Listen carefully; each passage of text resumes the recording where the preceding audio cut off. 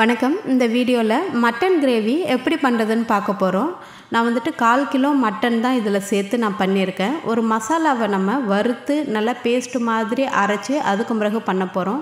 ரொம்ப சிம்பிளாக பண்ணக்கூடியது. தனியாக மட்டனெல்லாம் எதுவும் நம்ம தனியாக வேக வைக்க போகிறதில்ல. டைரெக்டாகவே சேர்த்துட்டு ஒரே குக்கரில் சிம்பிளாக பண்ண போகிறோம். இந்த கிரேவியை நம்ம இட்லி, தோசை, சப்பாத்தி கூடலாம் வச்சு சாப்பிடும்போது ரொம்பவே நல்லாயிருக்கும். சாதத்து கூடயும் ரொம்ப எக்ஸலண்ட்டாக இருக்கும் சாப்பிடும்போது. எப்படி பண்ணுறதுன்னு பார்க்கலாம். ஒரு குக்கரில் ஒரு சின்ன துண்டு பட்டை, 2 கிராம்பு சேர்த்துருக்கேன். 1 ஸ்பூன் அளவுக்கு நான் தனியா சேர்த்துருக்கேன். இது சின்ன ஸ்பூன், அதனால் 2 ஸ்பூனாக சேர்க்குறேன். மிளகு 1/2 ஸ்பூன் அளவுக்கு சேர்த்துருக்கேன். சோம்பு 1/4 ஸ்பூன் சேர்த்துருக்கேன்.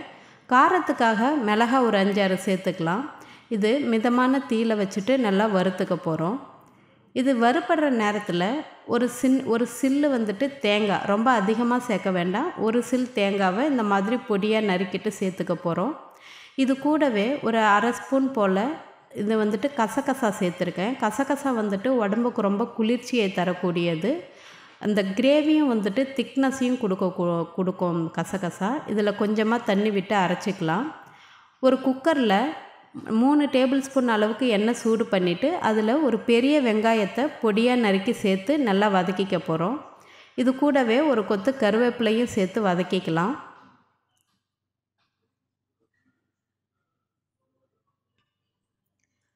இந்த கருவேப்பிலை வெங்காயம்லாம் நல்லா வதங்கினதும் இஞ்சி பூண்டு விழுது நம்ம சேர்க்க போகிறோம். இஞ்சி பூண்டு விழுது ஒரு பெரிய டேபிள் ஸ்பூன் அளவுக்கு சேர்த்துக்கோங்க. அப்போ தான் நல்லா வாசனையாக நல்லாயிருக்கும் சாப்பிட்றதுக்கு. இது ஜாஸ்தி தெரிகிற மாதிரி இருக்கலாம், ஆனால் தண்ணி விட்டு அரைச்சதுனால அந்த மாதிரி இருக்குது. இதோடைய பச்சை வாசனை போன பிறகு நம்ம தக்காளி சேர்த்துக்கலாம். 2 பெரிய தக்காளி, நல்லா பழுத்த தக்காளியாக எடுத்து கட் பண்ணி சேர்த்துருக்கேன். சேர்த்துட்டு கொஞ்சமாக உப்பு சேர்த்து வதக்கணும். அப்படின்னா தக்காளி சீக்கிரமாகவே நல்லா வதங்கி வந்துடும். இப்போது இது நல்லா வதங்கிருச்சு. இது கூட 250 கிராம் நான் மட்டன் சேர்க்குறேன். ஆல்ரெடி வேகலாம் வைக்கல, ஃப்ரெஷ் மட்டனை அப்படியே சேர்த்து நல்லா கலந்து விடலாம் அந்த வெங்காயம் தக்காளி கூடயே.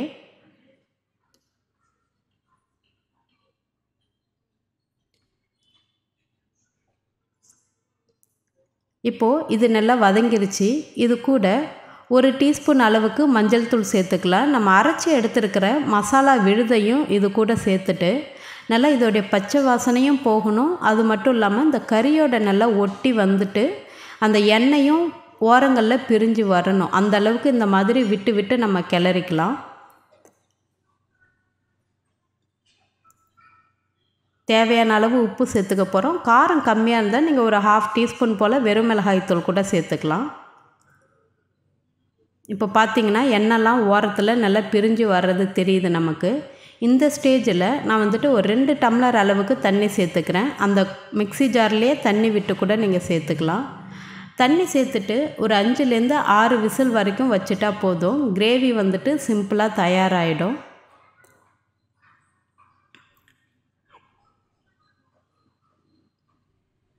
உப்பு காரம்லாம் பார்த்துக்கோங்க. காரம் நீங்கள் மிளகாத்தூள் சேர்க்கணும்னு நினைக்கிறீங்க அப்படின்னா அந்த மசாலா போட்டு வதக்கும் போதே கொஞ்சமாக சேர்த்துக்கோங்க.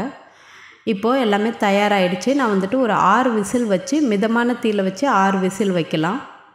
ஹை ஹீட்டில் வச்சுட்டு 6 விசில் வச்சிங்கன்னா கறி சீக்கிரமாக வேகாது. அதனால் மிதமான தீயில் வச்சு இந்த மாதிரி 6 விசில் வச்சா இந்த மாதிரி கிரேவி சிம்பிளாக எண்ணெய் பிரிஞ்சு அழகாக தயாராகிடுச்சு.